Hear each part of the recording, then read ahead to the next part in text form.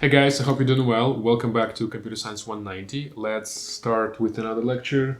Lecture number 20, hold on, no, 18. Okay, so today we'll be talking about methods, right? We basically keep exploring methods and how they work in Java and other programming languages. Specifically today we'll be talking about method overloading. Okay, so let's jump over here to compiler, to Eclipse. Okay, well, online compiler in my case. And let's say we have the following method. Okay, well, first off, hold on. Okay, methods. Okay, so I guess let's discuss that for a second. What do we have here? On the left, we have the main method, right? And we using the method called max. We call that method. That's actually also called to invoke. That is a technical term which is used in Java in other programming languages to invoke a method. Okay, so we invoke a method called max. Okay, so here max we have two numbers, int num1, int num2. It creates a result. Then it compares num1 and num2. If the first one is greater than the second one, the result is equal to the first one, otherwise the result is equal to the second one, and whichever the result is equal to, it's being returned as a result, and then it's being assigned to k, right? And then we just print out the maximum of I and j is equal to k. Yeah, so again, that's how you use a method and that's how you create a method. Of course, you need to create a method first, and then you'll be use that method, okay? So pass by value, already discussed that a couple of times. Again, we have like x is equal to 1, print out x, okay? So obviously we're going to print out 1. Then we'll call increment x. What happens is that x is being passed as a value to n, right? So n becomes 1, okay? Then 1 is being incremented, n becomes 2, and then we print out 2, okay? And then when we come back over here, we print out the value of x. So the idea is that pass by value means that x has not been changed. X is still 1, right? So this x has nothing to do with this n, even if I actually change the name of this variable to x, right? So there'll be two variables with exactly the same name, but they would have nothing to do with each other. That's very important to understand. Okay, cool. So again, here we have 1, here we have 2, here we have 1, right? Because x has not been changed. This n has been changed, but not this x. Method overloading. Okay, so let's say we have a method called max. Okay, similar to the one we had before. So we will say public static int max. Okay, so we want to compare two integers. I want to return the biggest one. Okay, so int a, int b. It doesn't matter what you call them, right? And then return, let's say, I don't know. By the way, check this out.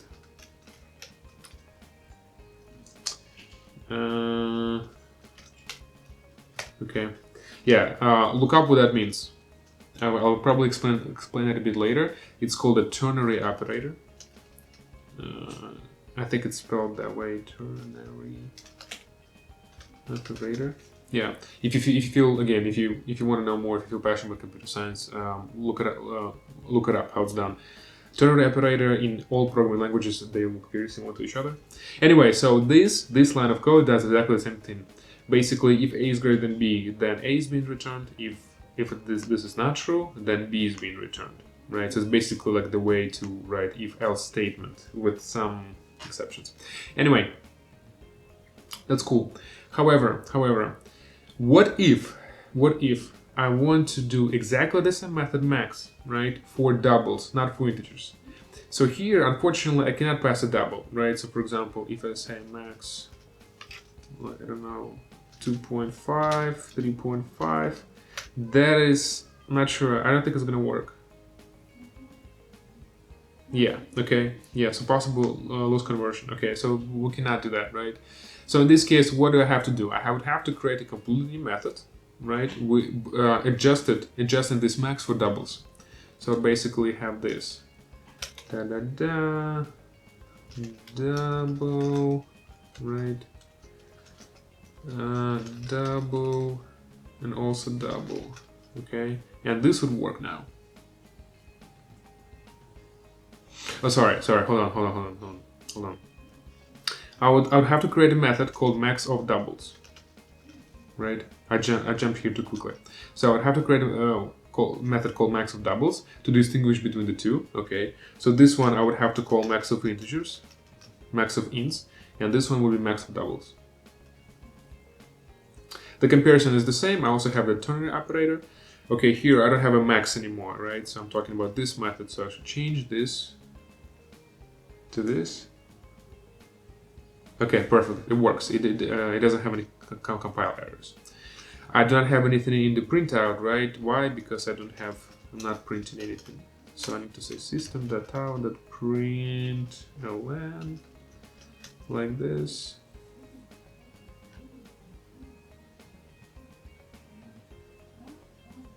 Okay, 3.5, right? Because 3.5 is greater than 2.5. Okay, perfect, it works.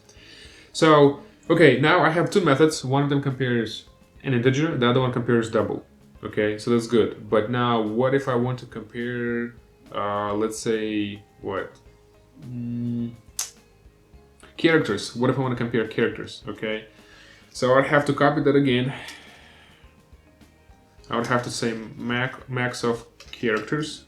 Okay, I would have to say there'll be character A, character B, and I'm also going to return a character. Okay, and now I can probably call this method max of characters. If I just pass two characters, A, B, B, okay. So what do you think it will print out? Yes, it'll be B. Okay, so let's back up a little bit. Of course, when we're comparing, you may be thinking, how can we compare characters, right? So 3.5 is greater than 2.5. That's obvious, but how can you compare characters? So the characters are being compared by the ASCII codes. If you take a look at the ASCII table, ASCII table. Okay, so here's the ASCII table. No, give me. Well, yeah, give me this one. Open image new tab. Okay, yeah. Okay, so if we compare, if we take a look at the ASCII table, let's look for A. That's lowercase a, right? So what's the code? It will be 97. What's the lowercase b? 98, right? So when we compare characters, Java is actually going to compare the ASCII codes of those characters. And which one is greater? B is greater, right? So that's why, what do you think will be? It will be, yeah, so B is greater, that's why B is being returned, okay? Yeah, anyway, so we come to a point when, for every single data type, we need to create a new method. Max of integers, max of doubles, max of characters, max of well, not floats, probably not for floats, but maybe actually even for floats as well. Then max of strings, all of the kind of stuff. And that's very inconvenient because I would have to create a huge amount of methods. And most importantly, I would have to create different names for them. That's not that convenient. That's why there is something which is called method overloading, and that's the topic of this lecture, which helps you guys avoid that thing. So let's get back to the slides. Okay, so if you call max with integers, the max method that accepts int parameters will be invoked. If you call max with double parameters, max method that accepts double parameters will be invoked. This is called method overloading. That is, and that's what you need to remember, two methods have the same name but different parameter list within one class. The Java compiler determines which method is being used to based on the method signature. Okay, so the question, what is a method signature? Method signature is the method name plus the parameter list. Okay, technically, the return type is not considered to be in the signature, technically, but sometimes it can be. But the way Java determines which method to call is based on the signature. Anyway, so basically what it says is this: it is possible to create two methods with exactly the same name, but different parameter types, or different parameter list. Basically different signatures. That's the idea. So in this case, you see, I have two exactly the same method names, three, right? But one of them accepts integers, the other one doubles, third one characters, right? And technically, right, maybe you may be thinking that it's not going to work because Java will be confused since you have like three methods with exactly the same name. But no. Due to the method overloading, that's totally okay. That's going to work. And now I think you will see the same thing. You will see max. You'll see B, right? Yeah, cool. Okay, it works. Okay, so here's how Java works. Java basically comes to, again, Java only executes the statements within these two braces. Only them, nothing else, okay? And when it comes over here, it thinks, okay, I need to print out, right, the return of max AB, okay, perfect. So what is max? So Java is going to think, okay, so what's max? So do I have a variable called max? No. Since I have parentheses next to that, most likely it's a method, okay, that gotta be method. It's gonna look for that method. It's gonna look for that method in its own libraries, and it's not gonna find it, of course, there. But then, actually, like first off, it's gonna look for that method in this class. Okay, so here it's gonna find three methods. Okay, but so they have exactly the same name, max, but they're still different. Okay, so which one would it call? So in this case, Java is going to think, okay, so is the max which is trying to be called, is it this max? Is it this max? Is it that max, right? Because at that point, it can be any of them, any of those three. Okay, and how's it going to determine that? It's going to determine it by the types of the parameters. Okay, so here Java is going to think, okay, so like I'm passing two characters. Okay, is that this one? No, because it's expecting two integers. Is it this one? No, because it expects two doubles. Is it this one? No. Well, is it this one? Yes. Okay, so because it's expecting two characters. Now, for example, if what you can also do, yeah, and that's why, okay, it will know that we need to call this method. What you can also do is this. You can have two methods with exactly the same name, exactly the same data types, but different number of parameters. In this case, I have a maximum with character A, character B, right? In this case, I have maximum of only character A, okay? So, and let's say we'll return A plus 1. Not sure if it's gonna work. How smart the compiler is? No, it will not. Well, okay, so let's do this then. Okay, what if I do this? Will that work? I guess no, because it's a character. It's a character, it's not a string. Okay, well, let's do this then. Let's for the simplicity, let's return Z. Okay, so what we're gonna see? B. Okay, why? Because as of now, I'm calling this method. So if I delete one parameter, the method which is called will be this guy. So that's why I will see Z here. Okay. So again, Java comes over here and thinks, okay, perfect. So max, there are four maxes. Which one is being invoked? Okay. How many variables I have? Only one. Okay. Here we have two variables, two. Okay. And here I have only one variable. So most likely that's the one which the author meant, right? Which you as a programmer was talking about. That's called method overload, and a very useful thing. By the way, it's a very, very, very common question in a Java interview. Okay, so they'll ask you, for example, what is overloading? Okay, what is method overloading or just overloading? So when they say overloading, just overloading, then they mean method overloading. And the answer would be this. Two methods may have the same name, but different parameter lists within one class. And in this case, Java automatically knows which method to call based on matching parameter data types and the number of parameters. Okay, so what I have? Yeah, so max, right? So in this case, like, what is it? Yeah, over here, right? We have max with two integers. Over here, we create max with two doubles. The rest of it is exactly the same, right? If num1 is greater than num2, then return num1. If that's not true, then return num2. One of the questions I usually ask, so what happens if num1 is equal to num2, right? In this case, is this condition true? Yes, no? No, it's not true, right? Num1 is not greater than num2. Num1 is equal to num2, so that's why it's going to return num2. Although, how do you know what's being returned? Is it num1 or num2? Because they're equal to each other. It's exactly the same number. Yeah, so that's method overloading. Another thing which I want to discuss today is scope of the variables. Okay, so here's the idea. Okay, so let's say in the main method we're going to create a variable called x, and it will be an integer called will be 1.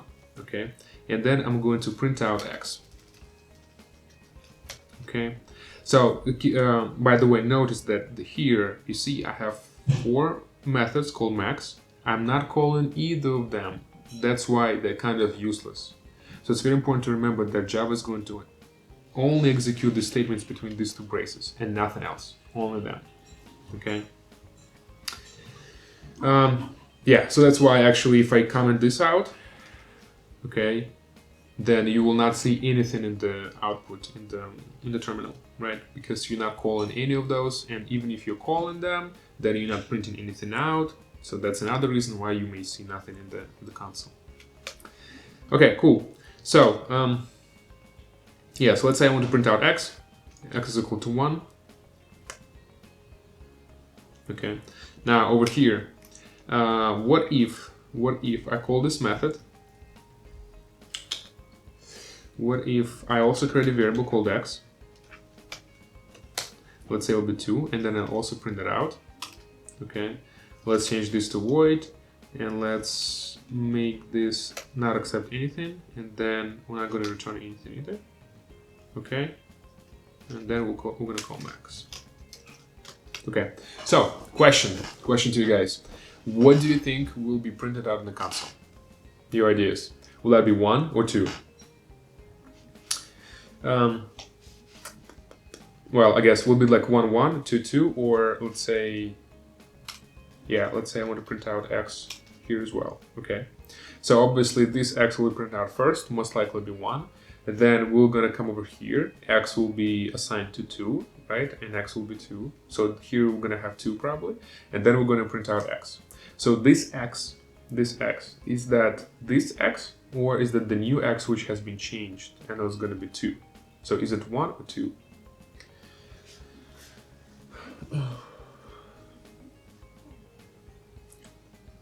So I hope you understand it'll be 1 to 1. Okay. So the reason for that is because this x, this x has nothing to do with this x. That's why if you're changing something over here, again, it has nothing to do with this x, right? I just made it a bit trickier. I named those variables exactly the same way. Both of them are called x, okay? But they're completely different. They're completely different things, okay? So why is that? Technically there is something which is called a scope of variable. So scope of a variable, okay, is basically the area of the code where that variable can be seen, where that variable can be accessed. Okay, scope of the variable. So for example, what is the scope of this variable x? Okay, the scope of this variable is between the moment when that variable was created and the moment when you finish that method. So between over here, right? So right after this line, right after the moment when it was created, and up until over here. Okay. So now that like tricky question I usually ask is this: what if I do something like this? Okay. So will that work or not? The answer is no, it's not going to work, right? Because x has not been created yet. And why it's not going to work? It's not going to work also because what is the scope of x? The scope of x, or the area of the code where x can be seen and used, is between here and over here. Okay? If you try to access, try to modify, try to change, try to do something to x outside of the scope of that variable, then it's not going to work. So using printing out x over here is outside of the scope, it's not going to work. That's why I'll be in error. So Okay, yeah, we can't do that. Perfect. Yeah. Yeah, so if you create a method within, if you create a variable within a method, it's only visible, that method, the scope of that variable is only in this method. So for example, if I create, I don't know, int y is equal to 3, right? And then I try to do something with y. I can only use that y only between the moment when it was created and up until the method is finished. Because when that method is finished, y is being destroyed. We'll be talking about that later in, I guess, 401, maybe 350, 401 class, I guess. So how those variables, how specifically they've been created, they've been destroyed, right? Yeah. There is something, yeah, and then we'll be thinking, okay, thank you, but how about, is it possible to create a variable which will be seen everywhere, right? Because like, what if I want to create a variable x, which is seen like in this method, in this method, in this method, and I want to refer to exactly the same thing. I don't want to like create something different every time I get into the method, okay? So the answer is yes, it is possible. And that variable which you create that way, it will be called global. Global means it will be globally seen, okay? So in order to create a global variable, we need to go outside of the main method or any other method, and we need to create it in the class. So you see here, I'm creating something which is not in the method yet, so it's not in the by that brace, but it's still in the class. Okay, so here if I say int x is equal to 1, okay, then let me delete those x's. Yeah, okay. So here I created a variable called x, which is equal to 1, and in the main method I'm printing that variable out. So what do you think you will see in the console? Your ideas?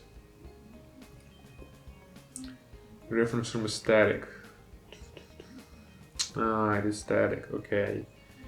Okay, so there is an issue since it is static. Okay, so let's just add this static int. We'll be talking about later what they mean, but okay, anyway. So here I create a variable called x. Okay, just add that keyword, static. Don't think about what that means yet. So I added a variable called x. Okay, it's outside of any of the methods, right? And here inside of the method I print it out, right? So which, like, is this x? This x is this x. Perfect. Now, if I try to call this max, right? Okay, if I try to call this max, yeah, that variable, that method also prints out x. Okay, and the question is which x is that going to print out? Well, as of now, we only have one x, right? And that's this x. What is the scope of the global variable? What is the scope of the variable x? The scope of the variable x is anywhere in the class. It's basically between here and over here. And sometimes for some compilers, although it's not really recommended, but you can actually create all the methods first, and then you create a global variable, and still it will still work. The scope of this variable will be between this brace and this brace. So that thing when you have to create the variable first and then you use it, it doesn't work for some compilers, for some languages. So I think in this particular version of Java, that's gonna work. You should be very careful about it. It's really unrecommended. Okay, yeah, it does work. It does work, but like never do that. Never do that.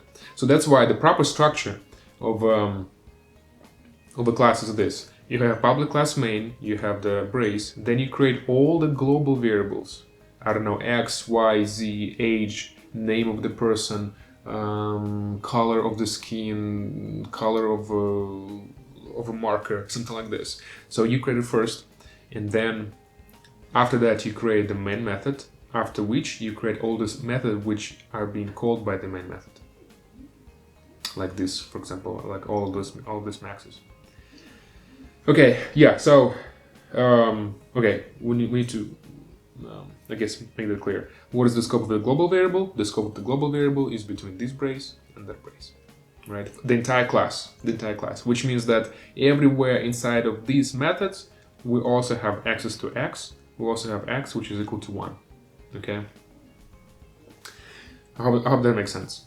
Now, there is another problem. You may be thinking, okay, so what happens though if I have x like this, which is being a global variable, and I have another x, which is inside the method?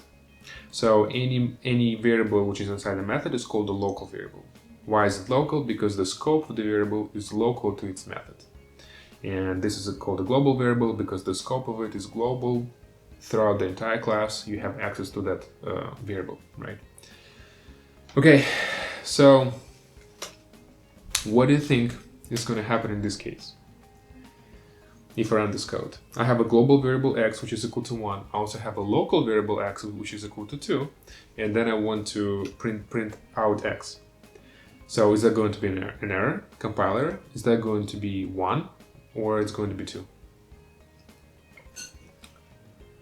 So let's run it. And the answer is 2. Okay, so why 2? Why 2? And why it's not an error? So I think actually it would be much better if it was an error. For some reason, the way Java works, there is no errors in this case. And why is it 2? Basically, the idea is that kind of when it's trying to print out x, it's looking for x, okay? Then it sees that there is this x and there is this x. And basically, Java is trying to predict which one you actually meant, and most likely you meant the one which you recently created. So this x is kind of closer to you than, so this x, which is 2, is closer to you. So like you recently created, so most likely you meant that x versus the x which you created like way back over here, right? So as far as I understand, like my understanding is that that's the reason why it works that way. Why they implemented that. Why they implemented that way. So that's why it's going to be 2, because it's just closer. That's why there is a rule that local variables have the priority over the global variables. Okay, so you can create 20 global variables, but then if you have 20 local variables in some method, they will be like, they'll be accessed, they'll be used. Okay, another question which I also like asking on the quiz: what happens in this case, for example?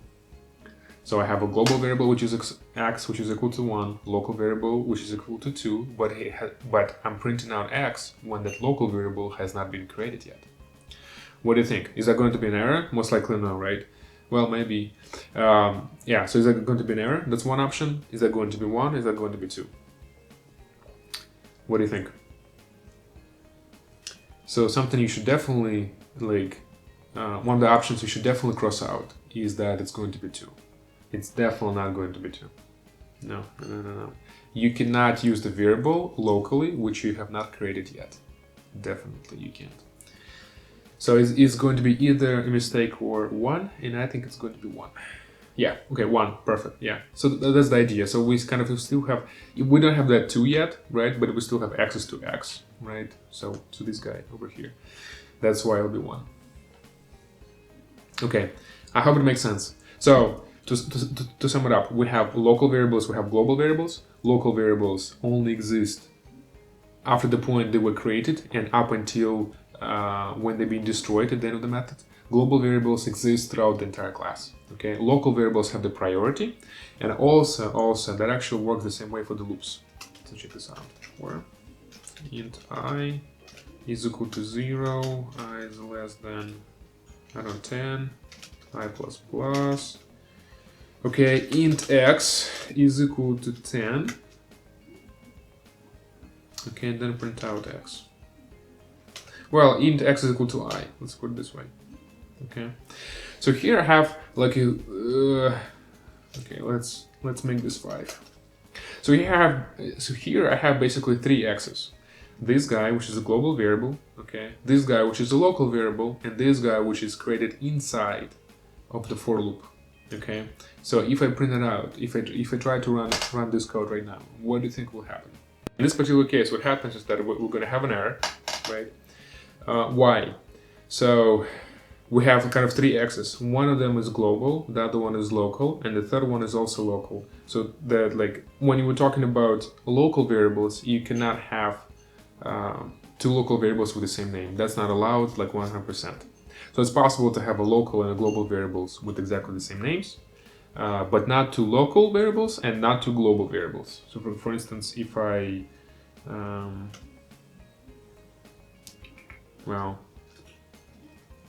if I scratch that and then if I create another one, that's not allowed either, right? Yes, it's not allowed. Okay, it is not. Yeah. So one more time, it's possible to have a local variable and global variable with exactly the same name. It's possible to have it's not allowed to have two local variables. It's not allowed to have two global variables with the same names.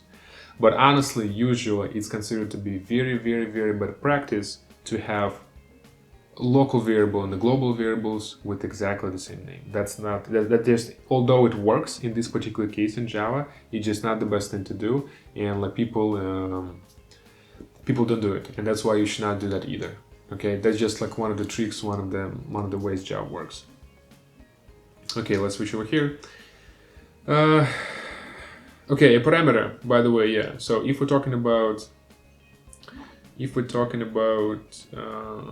like this method, for example, public static double max, right? So here we have two variables, double A, double B. Those are called local variables. Their scope is between this brace and this brace. They kind of created at the moment when you enter that method. Okay. Variable blah blah blah. Yeah, so you read that. Okay, yeah, read that. So that's is there something I should tell you? Yeah, so check this out. For example, you have yeah. So here we have two for loops, right? They're separate from each other. They're not nested, so you don't have a for loop inside of a for loop. Here you see we're creating a variable called I. And here we're creating another variable called I. And that's allowed, that's legal. Why? Because the scope of this variable I is between this brace and this brace. The scope of this I is between this brace and this brace, so they do not overlap. That's fine, right? So there is no area in the code where Java will be confused which I you're talking about. However, in this case, I'm creating one variable called I, another variable called I, and here I'm using I. So in this case, Java is confused in this line of code. Java is confused which I I'm talking about. Am I talking about this I or that I? So that's not allowed. So that's wrong. Okay, so here I have like 3 exercises for you. I definitely want you to do them because, again, in this environment, when we do everything online, it's very important for you guys to have practice, as well as with the labs. Please do those practice exercises. Highly recommend them. Okay, so here I want you to copy that and just to see how it works. Same thing over here with maxes, and here I have a small exercise. So the idea is that I want you to create a method called isPrime when we have a number. Okay, method for testing where the number is prime. Use this method to find the number is prime. Find the number of prime numbers less than 10,000. So how many prime numbers are less than 10,000? Okay, so the question is, what is a prime number? Prime number is a number which is divided by itself and by 1 only, without the remainder. So for example, 3 would be a prime number. You cannot divide 3 by 2 without the remainder. You can only divide 3 by 3 and 1. 7 is a prime number. 11 is a prime number. You cannot divide 11 by 3 or 2 without the remainder. By 5. You can only divide 11 by 11 and 1. 15 is not a prime number because you can divide 15 by 3 and 5, right? But yeah, 17, for example, would be a prime number as well. Okay. So basically what I want you to do, I want you to create a method, isPrime, right, number, to test whether the number is prime, okay? And then I want you to use that method to understand how many prime numbers you have between 1 and 10,000. So basically there'll be a loop. There'll be a for loop where you have I goes from 1 to 10,000, and then in the body of the loop you basically run this method, isPrime, right? And then if isPrime returns true, then you just add 1 to the counter. So counter at the very beginning is equal to 0, right? At the very beginning we don't have any prime numbers. And then for loop for I is equal to 0 up until 10,000. If is prime of I is equal, if is prime of I is equal to true, then counter plus plus, and then print out counter at the bottom. Okay. Yeah, perfect. Okay, so that's it for today. Okay, this lecture number 18. Hope you guys enjoyed that. Let me know if you have any questions. Again, send me an email or comment down below such that everybody will see that as well. I'll see you guys next time. See you.